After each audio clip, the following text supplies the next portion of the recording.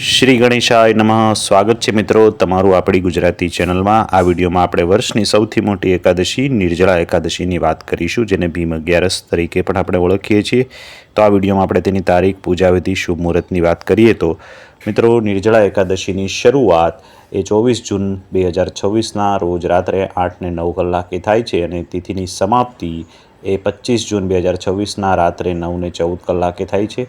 ઉદયા તિથિ મુજબ 25 જૂન 2026 અને ગુરુવારના રોજ નિર્જળા એકાદશીનું વ્રત કરવાનું છે અને વ્રતના પારણા 26 જૂન 2026ના શુક્રવારના રોજ કરવાનો છે, જેનો સમય છે સવારે 5:49થી 9:03. ઉપવાસના દિવસે દ્વાદશીની તિથિ સાંજે 6:52 પૂર્ણ થાય છે. તો મિત્રો, આ તમામ માહિતી આપ નોંધી લેજો. મિત્રો, આ નિર્જળા એકાદશી એ વર્ષની સૌથી મોટી એકાદશી છે, જેનું વ્રત કરવાથી ઘણા બધા ફાયદા થાય છે, જેની વાત આપણે આ વિડીયોમાં કરીએ. મિત્રો, હિન્દુ ધર્મમાં એકાદશીનું વિશેષ મહત્ત્વ છે. તેને વર્ષના સૌથી મોટા કઠિન ઉપવાસોમાંનું એક માનવામાં આવે છે. આ દિવસે જળ ગ્રહણ કર્યા વિના ઉપવાસ રાખી ભગવાન વિષ્ણુની આરાધના કરવામાં આવે છે, જેથી પુણ્યની પ્રાપ્તિ થાય છે. વર્ષ 2026માં એકાદશી એ 25 છે કે 24 છે, તેની મૂંઝવણ આપણે દૂર કરી મિત્રો, નિર્જળા એકાદશીના વ્રતમાં વહેલી સવારે ઉઠી બ્રહ્મુહૂર્તમાં સ્નાન કરવું, ત્યારબાદ વિષ્ણુ ભગવાનની પૂજા કરવી, જેમાં પીળા ફૂલ, તુલસીના પાન, ધૂપ, દીવો, નૈવેદ્ય વગેરે અર્પણ કરવા. દિવસભર ભગવાન વિષ્ણુના મંત્રનો જાપ કરવો, ખાસ કરીને વિષ્ણુ સહસ્ત્ર નામનો પાઠ, ઓમ નમો ભગવતે વાસુદેવાય મંત્રનો જાપ કરવો ફળદાયી માનવામાં આવે છે.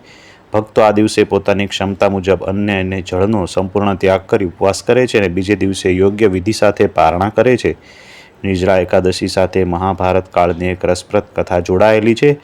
પૌરાણિક માન્યતા અનુસાર યુધિષ્ઠિર, અર્જુન, નકુલ, સહદેવ, માતા કુંતી અને દ્રૌપદી સંપૂર્ણપણે ભક્તિભાવથી વર્ષની દરેક એકાદશીનું વ્રત કરતા હતા, પરંતુ ભીમસેન માટે ભૂખ્યા રહેવું અશક્ય હતું. વ્રત ન કરવાથી પાપ લાગશે તેવી ચિંતામાં ભીમસેન મહર્ષિ વેદવ્યાસ પાસે જાય છે. ત્યારે વેદવ્યાસે જ્યેષ્ઠ મહિનાના શુક્લ પક્ષની એકાદશીના દિવસે અન્ન અને પાણી વિના કઠોર ઉપવાસ કરવાની તેને સલાહ આપી અને જણાવ્યું કે માત્ર આ એક જ વ્રત કરવાથી વર્ષની તમામ એકાદશીનું પુણ્ય એકસાથે મળે છે. ભીમે આ કઠિન પડકાર સ્વીકાર્યો અને પાણી વિના આ વ્રત સફળતાપૂર્વક પૂર્ણ કર્યું. આ કારણસર તેને ભીમસેની એકાદશી અથવા પાંડવ એકાદશી તરીકે પણ આપણે ઓળખીએ છીએ, અથવા ભીમ અગિયારસ તરીકે પણ આપણે તેને ઓળખીએ છીએ. ધાર્મિક માન્યતા અનુસાર તમામ એકાદશીઓમાં આ વ્રત સૌથી કઠિન છે, કારણ કે આ દિવસે જળનો પણ ત્યાગ થાય છે.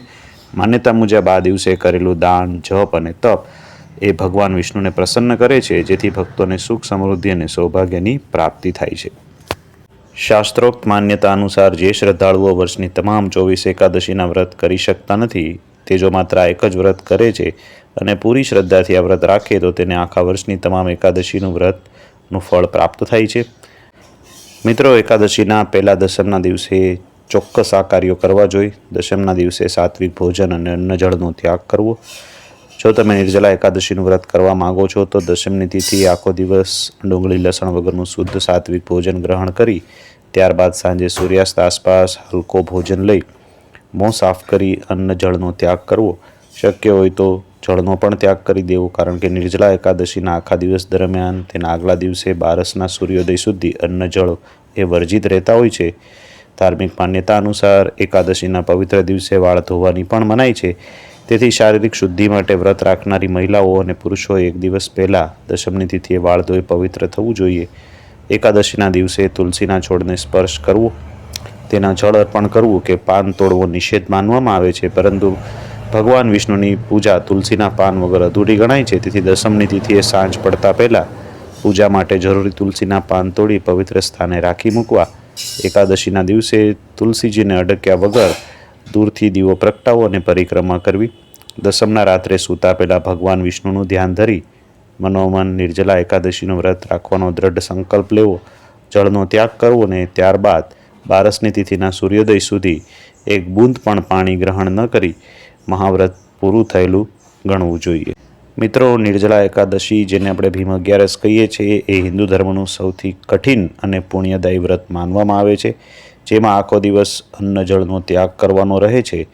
મિત્રો, આ દિવસે વહેલી સવારે ઉઠી ભગવાન વિષ્ણુ અને માતા લક્ષ્મીની પૂજા કરી વિષ્ણુ સહસ્ત્ર નામનો પાઠ અવશ્ય કરવો, જેને શુભ માનવામાં આવે છે. મિત્રો, આ દિવસે ગરીબ અને જરૂરિયાતમંદ લોકોને અન્ન, જળ, વસ્ત્ર અને ફળનું પણ દાન કરી શકાય છે. એને પણ વિશેષ પુણ્યદાળી માનવામાં આવે છે. તો મિત્રો, અહીંયા આ વિડીયોને આપણે પૂર્ણ કરીએ છીએ. આપને આ વિડીયો કેવો લાગ્યો એ જરૂરથી કોમેન્ટમાં લખીને અમને કહેજો.